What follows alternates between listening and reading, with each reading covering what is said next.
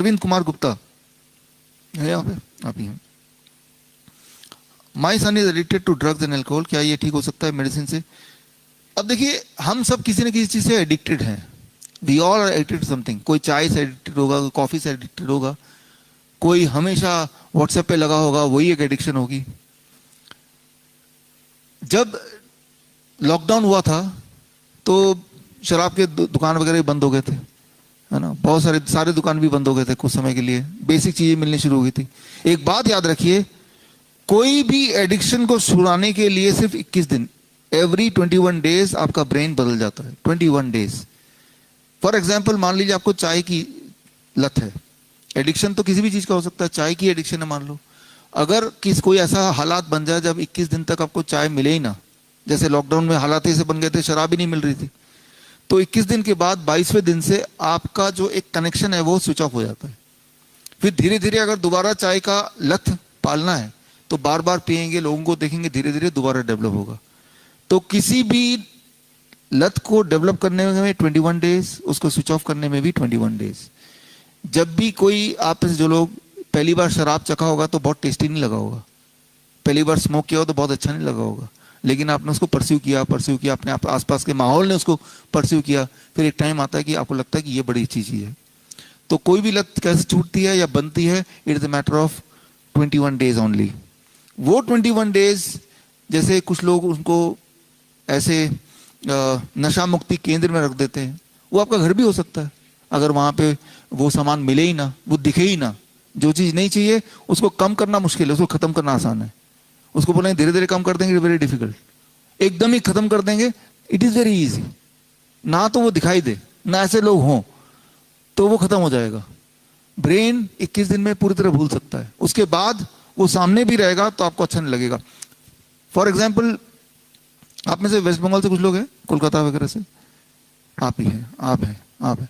Waste Bengal में meet, मछली, अंडे सब तो खाते ही हैं। मैं भी खाता था आज से 15 साल पहले, और खूब खाता था। फिर अब नहीं खाते, 15 साल से बिल्कुल भी नहीं खाते। और सामने अगर दिख भी जाता है, फॉर एग्जाम्पल मछली दिख जाता है, तो जिस तरह से ये देख के लग रहा है आप खाएंगे, मन कर रहा है, प्लास्टिक है ना, तो वैसी फीलिंग आती है, वो स्विच ऑफ हो गया, राइट। तो यानी कि बदलना पॉसिबल है, मैंने तो देखा है बदलना पॉसिबल है। एकदम से उसको बंद कर दो तो पॉसिबल, लेकिन इसमें जब तक जो बंदा है वो खुद बदलना चाहता है कि नहीं, वो इंपॉर्टेंट है। आप किसी को तभी ठीक कर सकते हैं जब वो खुद ठीक होना चाहे, दैट इज इंपॉर्टेंट। खुद ठीक होना नहीं चाहेंगे तो हमारे आपके हाथ में बहुत कम ही कुछ है। कुसुम सिंह, आप हैं यहाँ पे? हाँ, अच्छा, यहाँ तो कुसुम सिंह लिखा हुआ है। Pain and wrist in waist, arthritis. अच्छा, ठीक है। ये योगेश कुमार आप हैं? ये वाला सवाल आपने कल पूछा था, फिर दोबारा वही सवाल पूछा, तो मेरा जवाब भी वही रहेगा, एकदम वही है। रिपोर्ट आपके सारे यहाँ पे आ गए हैं, वो हमने देख लिया है, उसके हिसाब से आपकी 3 दिन ट्रीटमेंट हो चुकी है, और आज आपके हाथ में सर्केडियन रिदम है। फिर भी मैं सवाल पढ़ता हूँ। मेरे हस्बैंड को ट्यूमर का ट्रीटमेंट कैसे हो? किडनी भी सुगड़ गई है। किडनी सुगड़ गई है, उसकी चिंता ना करें, किडनी छोटी बड़ी होती रहती है, need not to worry about that. Tumour की वजह से अगर तो डिस्कम्फर्ट है, तो जो सर्केडियन चार्ट मैंने बताया है आपको, उसको करते रहेंगे तो ऑटोमेटिकली धीरे धीरे ट्यूमर किसने बनाया? बॉडी नहीं बनाया, तो उसको डिसॉल्व कौन करेगा? बॉडी करेगा। ट्यूमर डिसॉल्व होना कोई बड़ी बात नहीं होती। अगर आपने अपने सर्केडियन चार्ट को ठीक कर लिया तो कोई बड़ी बात नहीं है, बिल्कुल भी बड़ी बात नहीं है, वो हमेशा ठीक होता है, क्योंकि बना भी तो आपके बॉडी में, राइट। कभी दोबारा से, ये बार बार मुझे बोलना पड़ रहा है क्योंकि आपके दिमाग में अच्छे, कभी ऐसा हो सकता है कि हमने इसको यहां से हटा दिया पानी और हवा से, और फिर भी ये ग्रो करता रहे? क्या ये हो सकता है? कोई रिमोट चांस है? कोई चांस ही नहीं है। चांस है ही तब जब मैं इसको पानी और हवा दूं। ठीक उसी तरह से आपका जो ट्यूमरस ग्रोथ है, तो वो ट्यूमरस ग्रोथ खत्म हो सकता है अगर आपने इस तरह फॉलो किया। रात के 8 बजे के बाद खाना खाएंगे और खाने में वो सारा चीज लेंगे जो ट्यूमर को बढ़ा सकता है, तो ही बढ़ेगा ना। खुराक मिलेगी तभी तो होगा ना, खुराक देने नहीं ना, तो वो। और फायदा क्या है कि और भी कोई अगर बॉडी में दिक्कत होगी तो वो भी साथ ही साथ ठीक हो जाएगा, है ना। तो आपके सवाल का जवाब यही है कि जो सर्केडियन चार्ट आपके हाथ में इस वक्त है उसको आपको पूरी तरह से फॉलो करना है, और ध्यान ट्यूमर पे नहीं, किडनी के श्रिंकेज पे नहीं, ध्यान किसी मिशन में, कोई काम, किसी का मिशन कुछ भी हो सकता है, अपने बच्चे को अच्छा पढ़ाना वो भी हो सकता है किसी का मिशन। जितना ध्यान बीमारी की तरफ लगाएंगे that is called, it will give a nocebo effect. तब आपका जो सर्केडियन चार्ट है जो फॉलो कर रहे हैं उसको भी मेहनत करनी पड़ेगी आपको ठीक करने में, क्योंकि एक नेगेटिव इफेक्ट भी आ रहा है, that is called nocebo effect. उसकी जरूरत नहीं है। वो कब होगा? जितनी बार आपके डॉक्टर से मिलेंगे, डायग्नोस्टिक करेंगे, तो वो डराने का एक व्यापार है, तो वो डराते ही रहेंगे। वो डराने के व्यापार के पास ही मत जाइए, पास ही मत जाइए उसके, राइट। तो दिक्कत नहीं होगी कभी। इस बात को थोड़ा समझने की कोशिश कीजिए। फास्टिंग उतना रिलायबल नहीं है। मैं पूरा जवाब देता हूं इसका, फास्टिंग का भी जवाब देता हूं। रिलायबल है खाना खाने के 2 घंटे बाद। रात को खाना खाया मान लो 6 बजे, 8 बजे देखिए कितना ब्लड शुगर है। अगर तो आपका ब्लड शुगर 200 mg पर डेसीलीटर, 200 से नीचे है तो बहुत ही अच्छा है, 250 से नीचे तो काम चलाओ है, राइट। तो उसी को देखिए। फास्टिंग के लिए भी सेम ही चीज है। फास्टिंग 55% लोगों का फास्टिंग ज्यादा होता है और पूरे दिन का ब्लड शुगर कम होता है, राइट। आप भी अगर जिन लोगों ने अपना ब्लड शुगर चेक किया इन 3 दिन में, आपने भी काफी लोगों ने पाया होगा कि फास्टिंग ज्यादा आ रहा है बट दिन भर का ब्लड शुगर कम आ रहा है। तो इसलिए फास्टिंग को ना देख के आप अपना खाने के 2 घंटे बाद का देखिए। आपको वही करना है जो आपको सर्केडियन चार्ट दिया हुआ है। देखिए मेडिसिन जो लोग ले रहे हैं ऑलरेडी, उनको तो धीरे धीरे कम करना है। जिन्होंने शुरू ही नहीं की, तो ये जब करेंगे, जो आज आपको सर्केडियन चार्ट मिला है, तो ब्लड शुगर आप देखेंगे जैसे बाकी लोगों का जिनका इंसुलिन भी 100 यूनिट छूट गया, आपकी आंखों के सामने की बात है, 20 साल से जो इंसुलिन लेते हैं उनका छूट गया, तो वैसे ही आप देखेंगे हर दिन आपका ब्लड शुगर का लेवल कम आएगा। याद रखिए एक चीज और, एक एक्सपेरिमेंट और कीजिए, आप ही कीजिए एक्सपेरिमेंट। अपना ब्लड शुगर मेजर कीजिए, करने के बाद एक डरावनी मूवी देखिए जिसमें आपको डर लगता हो, और डरावनी मूवी देखने के बाद दोबारा ब्लड शुगर चेक कीजिए। उस दौरान कुछ खाइए नहीं, आपका ब्लड शुगर 50 यूनिट बढ़ जाएगा। करके देखिए एक बार, राइट। तो मैं ये बोलना चाह रहा हूं कि सिर्फ खाने से कनेक्शन नहीं है ब्लड शुगर का, आप जो चिंता करते हैं उससे भी कनेक्शन है। चिंता अगर होगा, चाहे चिंता इमेजिनरी हो, जैसे मान लो मूवी देखने को पता है कि ये मूवी से भूत आके आपको काट नहीं लेगा, मार नहीं डालेगा, लेकिन फिर भी डर लग रहा है, वो इमेजिनरी डर है ना, कभी भी वो सत्य नहीं होगा लेकिन डर तो है, राइट। तो आपका ब्लड शुगर उससे ही बढ़ जाएगा। चिंता में जब भी होंगे उसका ब्लड शुगर बढ़ेगा ही बढ़ेगा, या फिर नींद नहीं आती होगी तो ब्लड शुगर बढ़ेगा ही बढ़ेगा।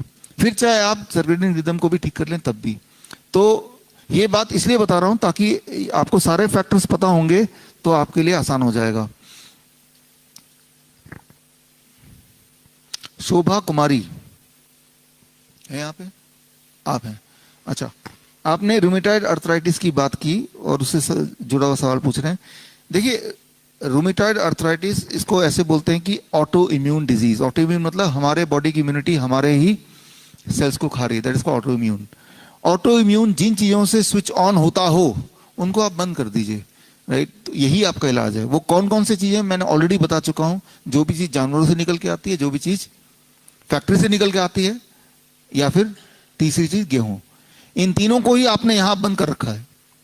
घर पे भी इनको बंद करके रखिए, और जो चार्ट आपको दिया है उसको फॉलो कीजिए, तो धीरे धीरे धीरे आप उम्मीद कर सकते हैं कि रूमेटॉइड अर्थराइटिस अपने आप ठीक हो जाएगा। हालांकि नॉर्मली आप किसी को पूछेंगे हॉस्पिटल में बोलते हैं कभी ठीक नहीं होता, लेकिन कभी ठीक नहीं होता क्योंकि आप कभी अपने सर्केडियन रिदम को भी तो ठीक नहीं करते ना, इसलिए कभी ठीक नहीं होता, राइट। कभी ठीक नहीं होता, वो तब तक ठीक है, या फिर दवाइयों से कभी ठीक नहीं होता। लेकिन कभी ठीक नहीं होता है ये अपने आप में इनकम्प्लीट स्टेटमेंट है। कभी ठीक नहीं होता दवाइयों से, कभी ठीक नहीं होता अगर आपने लाइफस्टाइल को बदला नहीं। तो आपने लाइफस्टाइल को बदला तो धीरे धीरे वो ठीक हो जाएगा। आपने बताया था, देखिए एक बात को अगर 4 बार भी बताएंगे तब भी वो बात वैसी ही रहेगी, और जो आपने बताया वो यहाँ लिखा भी है, और आपको जो करना है वो मैंने पहले भी बताया और अभी बता रहा हूँ। बैठिए प्लीज। स्वेलिंग है तो आपको जो सर्केडियन रिदम दिया है, आपकी स्वेलिंग, आपके सिम्टम उसको आधार करते हुए ही दिया है। आप बस आंख बंद करके जो आपको दिया उसकी भी एक दो फोटोकॉपी करा के आप अपने किचन में कहीं पे चिपका लीजिए। आप ये रिव्यू कीजिए क्या मैं इसको फॉलो कर रहा हूँ। और ये कब तक? अगले सैटरडे तक। करना तो आगे भी है, और सैटरडे को फिर बताइए, है ना। मुश्किल ये है कि जिन बीमारियों को आपने संभाल के रखा पिछले कई कई साल से, उन बीमारियों को जाने में जितने साल लगे बीमारी को होने में, कम से कम उतने दिन लगेंगे उसको जाने में, है ना। उतने दिन तो लगेंगे। कोई अगर 10 साल से बीमार है तो 10 दिन तो लगाएंगे उसको ठीक करने में, लेकिन हर दिन ठीक होगा ऐसा हो नहीं सकता कि वो ठीक ना हो, क्योंकि हमारे बॉडी का प्रिंसिपल ही ये है, the moment you cure, you correct your circadian rhythm, body clock, so बीमारियां अपने आप ही गायब होने लगती हैं। यही नोबेल प्राइज विनिंग साइंस है 2017 का, राइट। तो वही करना है, लेकिन इंपॉर्टेंट क्या है? टाइम। अभी तो तीसरा दिन है, this is the third day, fourth day, fifth day, six day, फिर सैटरडे को दोबारा पूछेंगे आप क्या हाल है, राइट। तब तक आपको ये अपने आप से प्रॉमिस करना है कि हम इसको करते रहे एग्जैक्टली ऐसे ही। रमेश छिब्बर अब है यहाँ पे? Yes. I am suffering from asthma and have been taking inhaler from the last 10 to 12 years. Answer is same.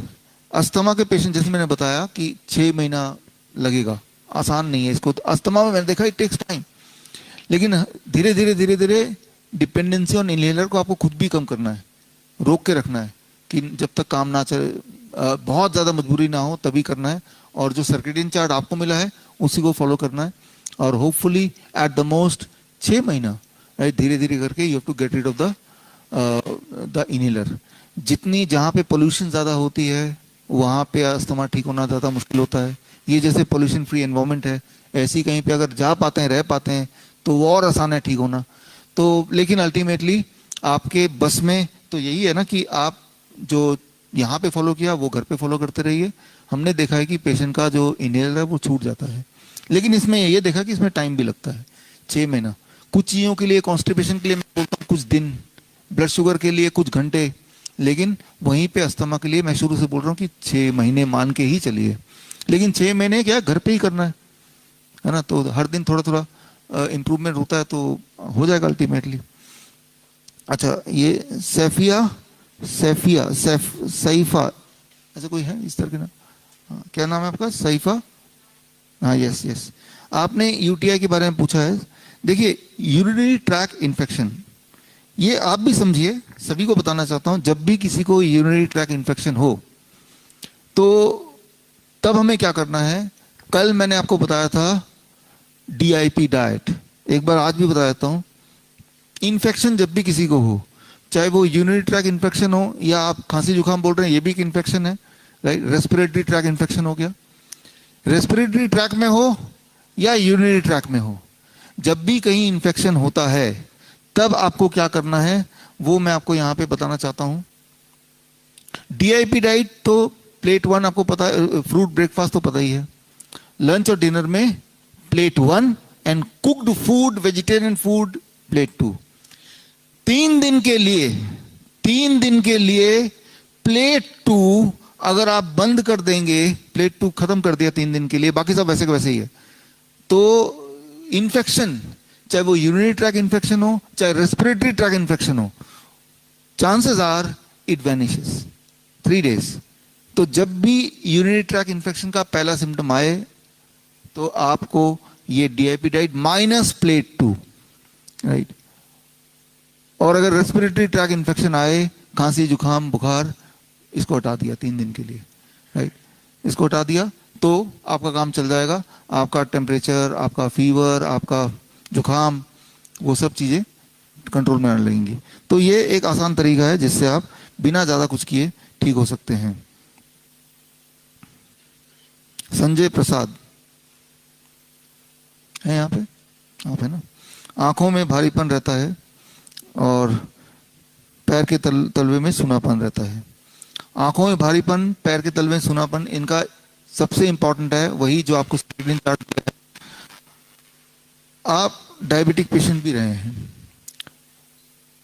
एक इंपॉर्टेंट बात याद रखिए, जब ब्लड में ज़्यादा शुगर होता है और आप दवा लेते हैं ऊपर से, तो शुगर दवा क्या करता है, उठा के कहीं ना कहीं ट्रांसपोर्ट करता है। किसी केस में वो, किसी पेशेंट केस में वो उंगलियों के बीच में ट्रांसपोर्ट करेगा तो वो बोलेगा कि मुझे पेन हो रहा है। किसी केस में लाइक यू वो आंखों के पीछे ट्रांसपोर्ट करेगा तो उनको आंखों की दिक्कत होगी। तो जहां जहां भी एक्सेस शुगर ट्रांसपोर्टेड है, चाहे वो दिमाग में है तो वो पार्किंसन बोलेंगे कि मुझे पार्किंसन हो गया। लेकिन जब आप इस तरह के लाइफस्टाइल एंड डाइट में रहेंगे तो जहां जहां भी एक्सेस शुगर ट्रांसपोर्टेड था या है, वो धीरे धीरे धीरे धीरे बॉडी इसको क्लियर करेगी। आंखों में मैंने देखा है ज्यादातर जिनको कैटरैक्ट होता है, ग्लूकोमा होता है, या जिनको चश्मा है, आप में से कई लोगों को चश्मा भी है, राइट। हालांकि आप इसको बीमारी नहीं मानते हैं, आप इतना घुल मिल गए कि चश्मा नॉर्मल है, राइट। सभी को, आप देखिए स्कूल के बच्चों में हर तीसरे बच्चे को चश्मा है, तो चश्मे को अब नॉर्मल नहीं माना जाता। जब आप और हम स्कूल में पढ़ा करते थे तो पूरे स्कूल में 2-4 लोगों को चश्मा होता था, 2-4 बच्चों को, है ना। तो आंखों की दिक्कत के लिए ये जो कर रहे हैं ये कीजिए, साथ में shoulder neck and I rotation exercise. ये शोल्डर हो गया, right, 10 time this, 10 time this, right. ये नेक हो गया, दिस नेक हो गया, राइट। या आई रोटेशन एक्सरसाइज, ये आई रोटेशन एक्सरसाइज बड़ा आसान है। आप किसी को बोलिए, वो हेल्प करेगा। जैसे अगर इसको फॉलो करते रहेंगे, आपका दोस्त को ऐसे करे, और तब भी आई रोटेशन 10 बार इस तरफ, 10 बार इस तरफ, और ऐसा 15 मिनट करना है। जब आप ये करेंगे और साथ में जो सर्किडियन चार्ट के सारे नियम जो अभी मैं बताऊंगा, जो आपके हाथ में भी वो करेंगे, तो मैंने देखा है चाहे कैटरैक्ट हो, चाहे ग्लूकोमा हो, चाहे चश्मा हो, चश्मे के पावर को मजबूरी में आपको धीरे धीरे कम करना पड़ेगा, मजबूरी में। हाँ, दूर का पास का दोनों ठीक होता है, दोनों ठीक होता है। हाँ हाँ, बच्चे में ये थोड़ा सा उनको मोटिवेट करना पड़ेगा। हाँ हाँ, दोबारा से जो चार्ट आपको मिला है उसको फॉलो करना है, और जो एक्सरसाइज है जितना हो सके बच्चा को मना के 15 मिनट ही करना है, और दिन में कभी भी करना है, दिन में कहीं भी करना है, राइट। क्योंकि ये एक्सरसाइज के लिए ऐसा नहीं कि प्लेग्राउंड में जाने की जरूरत है, घर पे बैठे हुए, टेबल पे बैठे हुए, टीवी देखते हुए, ये शोल्डर नेक तो कर ही सकते हैं। तो इससे आंखों की प्रॉब्लम ठीक होना बहुत ही आसान है। जिसको बोल दिया कैटरैक्ट की सर्जरी करना है, ग्लूकोमा का इलाज करना है, चश्मा है, ये सब बहुत ही आसानी से ठीक होती हैं। 3 महीने लग सकते हैं लेकिन ठीक हो जाता है। कई बार सिर्फ और सिर्फ पेशेंट आते हैं अपने की डाइट लेते हैं फॉर अदर प्रॉब्लम, लेकिन उनका चश्मा यूं ही छूट जाता है। जिंदगी भर देखिए, जिस तरह से जिम जाते हैं हम, अगर मैं बोलूं 1 महीना जिम जाऊंगा जिंदगी भर ठीक रहूंगा, आंसर क्या होगा? जिंदगी भर ही करना पड़ेगा, right.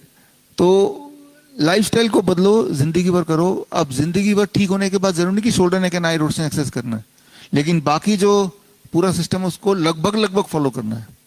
Shoulder neck and I rotation exercise is for ENT, आंख नाक कान के हेल्थ के लिए shoulder neck and I rotation exercise है। तो अगर 15 मिनट हम सभी कर लेते हैं, राइट। नॉर्मली तो मैं यही बोल रहा हूँ जिनको आंखों की दिक्कत है, लेकिन मैं तो ये भी बोल रहा हूँ कि सभी कर लो, 15 मिनट कर लो, क्योंकि ये तो बड़ा आसान है, ये तो कहीं बैठे करना है, ठीक है ना। देखिए ये एक हो गया, ये एक हो गया, 2, एक तीसरा ये हो गया। हाँ, इसका वीडियो मैं आपको भेज दूंगा। ये चौथा हो गया, ठीक है। 4 तो नेक के एक्सरसाइज हो गए, शोल्डर के 2 एक्सरसाइज हो गए। आगे की तरफ पहले करेंगे ना उतने आराम से नहीं कर पाएंगे, आपका शोल्डर ऊपर मूव नहीं करेगा, फिर ऐसे, फिर धीरे धीरे आपको आदत पड़ जाएगी। तो 2 और आंखों के 2 हो गए, है ना। 4 नेक के हो गए, शोल्डर के 2 हो गए, आंखों के 2 हो गए। 15 मिनट ही करना है, और जरूरी नहीं कि 15 मिनट एक साथ करना है, टुकड़े टुकड़े में भी कर सकते हैं।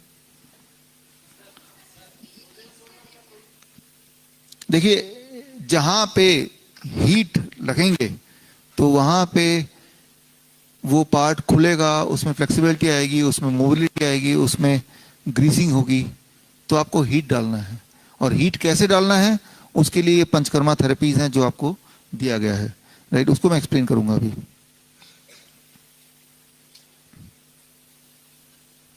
जगन्नाथ राय है यहाँ पे, फादर है ना।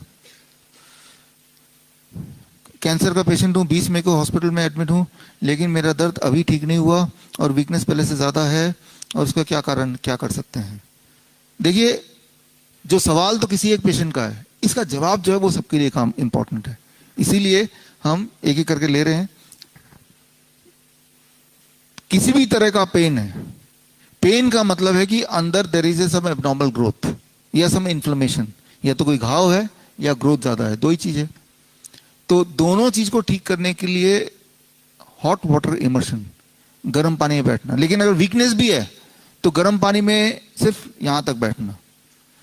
जैसे ही हमारे हॉस्पिटल में कोई पेन वाले पेशेंट आते हैं कैंसर के, तो हम उनको पेन को खत्म करने के लिए मॉर्फिन नहीं देते, हम उनको lower limb hot water immersion, यानी कि टब में यहीं तक, और जो हिम्मत कर सकते हैं तो यहां तक। तो ये जब लगातार करेंगे, सुबह 1 घंटा, रात को 1 घंटा, तो पेन धीरे धीरे कम होगा। लेकिन अब जब पेन कम होगा, तो पेन कम क्यों हो रहा है? क्योंकि वो जो घाव है वो ठीक हो रहा है, या फिर वो ट्यूमरस ग्रोथ धीरे धीरे ठीक हो रहा है, तो ठीक हो रहा है। तो खैर, ऐसे पेशेंट्स के लिए जो आपने पूछा, एक दिन में नहीं होने वाला, लेकिन जो सर्किटरी चार्ट आपके लिए बनाया है, आपको मिल गया चार्ट? मेरा जो आपको मिल जाए, आप कब आए? 8 दिन ना, तो आपको आज मिल जाएगा चार्ट। तो चार्ट को फॉलो करना है। चार्ट को यहाँ हॉस्पिटल में भी फॉलो कराएंगे, वो चाहे तो घर पे भी फॉलो कर सकते हैं।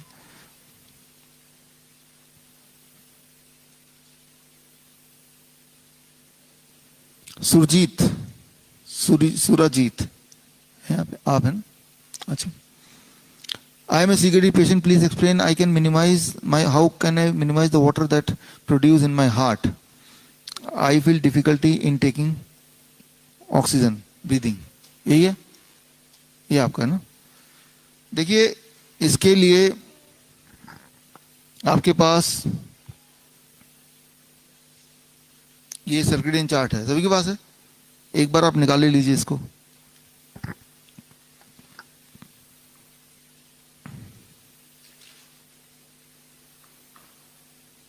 इसमें इंपॉर्टेंट है, जो इस तरह का, जो जिन्होंने सवाल पूछा, जिनके पैरों में पानी भर जाता है, जिनको सूजन हो जाती है, वाटर रिटेंशन ज्यादा होता है, या फिर पेन जिनको है, जैसे अभी आपने पूछा, तो इसमें ये 7 भाग है, उसमें से ये जो भाग है सेब वाला, एप्पल वाला, जहां एप्पल बना है, एप्पल मतलब gravity, gravity as medicine, law of gravity को दवाई की तरह यूज कर रहे हैं, तो ये इंपॉर्टेंट है। तो ये क्या इंपॉर्टेंट है? इसमें hot water immersion, hot water immersion में जब आप बैठेंगे रोज 2 घंटे, और head down tilt, head down tilt इस प्रकार 2 घंटे जब बैठेंगे, तो धीरे धीरे आपका पानी भरने का जो प्रक्रिया है वो कम होने लगेगी, पानी जो भरा है वो ठीक होने लगेगा। तो ये यहाँ भी आपको कराया है, घर जाके भी ये करना है। तो दैट इज द आंसर। लेकिन ये एक दिन में नहीं होगा, हमने देखा इसमें भी 3 महीने तो लग ही जाता है पूरी तरह ठीक होने में। धीरे धीरे आप देखेंगे आपकी स्वेलिंग कम हो रही है, धीरे धीरे आपकी एनर्जी लेवल बढ़ रही है, धीरे धीरे यूरिन आउटपुट बढ़ रहा है, इस तरह से over a period of time. लेकिन पहले दिन से ही अक्सर ज्यादातर पेशेंट को आराम मिलना तो शुरू हो ही जाता है फर्स्ट डे से।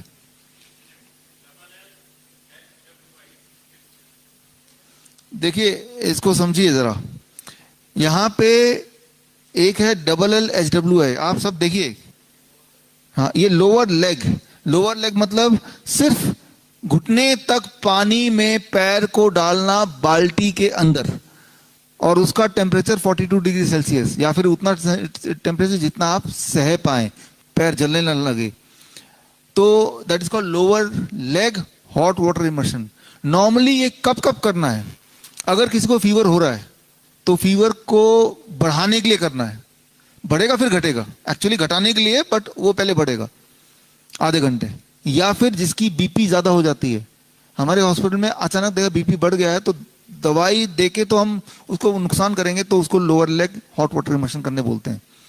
2 बार कर लिया दिन में, 3 बार कर लिया।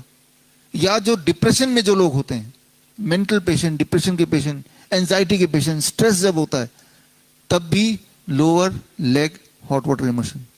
Lower leg hot water immersion SOS, मतलब जब जरूरत है तब, क्योंकि फीवर रोज तो होगा नहीं, बीपी रोज बढ़ेगा नहीं, एंजाइटी रोज होगी नहीं, अगर रोज होगी तो रोज करो। तो दिस इज एक है हाँ, नुकसान नहीं है, इनमें से किसी भी चीज का कोई नुकसान नहीं है। क्या जैसे हर दवाई साइड इफेक्ट होती है, इनमें साइड इफेक्ट किसी का कोई नहीं है, बस ये कि आप अलग से टाइम निकाल रहे हैं इसके लिए, फायदा ही है। तो नॉर्मली ये एक दिनचर्या को स्ट्रिक्ट करने वाली बात है, तो इसलिए जब जरूरत हो तभी करते हैं, नहीं तो रोज करेंगे तो नुकसान तो कुछ है ही नहीं। एक है lower limb hot water immersion. Lower limb मतलब यहां तक, राइट, यहां तक पानी है, नाभि के ऊपर तक पानी है। वो शुरू शुरू में जब पेशेंट को पहली बार पानी में बिठाते हैं तो अक्सर पहले दिन दूसरे दिन बॉडी सेट हो जाए तो यहीं तक पानी उनका होता है। किडनी के पेशेंट को या जिन पेशेंट को बॉडी में दर्द है, बॉडी में कहीं भी दर्द है तो यूं मानिए कि दर्द को एब्जॉर्ब कर लेती है पानी। दर्द कम कैसे होता है? वेरी सिंपल, कि दर्द का जो वजह है उसमें एक्सेस जो भी चीज स्टोर्ड है वो स्किन के रास्ते निकलेगा और उससे दर्द कम होगा।